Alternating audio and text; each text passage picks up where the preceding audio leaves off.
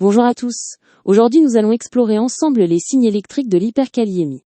L'hyperkaliémie est définie par une kaliémie supérieure à 5,5 mmol par litre. C'est une situation potentiellement mortelle, surtout lorsqu'elle s'installe brutalement. La surveillance de l'ECG est cruciale car il permet souvent de détecter précocement des signes de gravité. On distingue 4 stades électrocardiographiques progressifs en fonction du taux de potassium.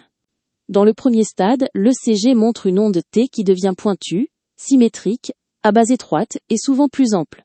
Ce signe est très évocateur d'une hyperkaliémie. Voici un exemple d'ECG montrant des troubles de la repolarisation avec des ondes T pointues et amples. Au stade 2, les anomalies s'aggravent. L'onde T devient très ample, très pointue.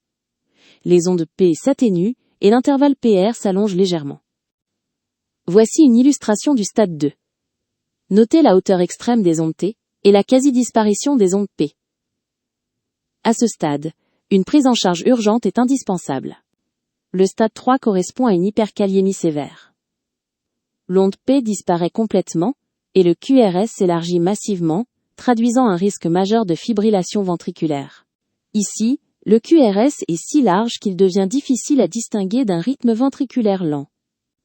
Le stade 4 correspond à une urgence vitale imminente. Le QRS fusionne avec l'onde T, formant un aspect sinusoïdal.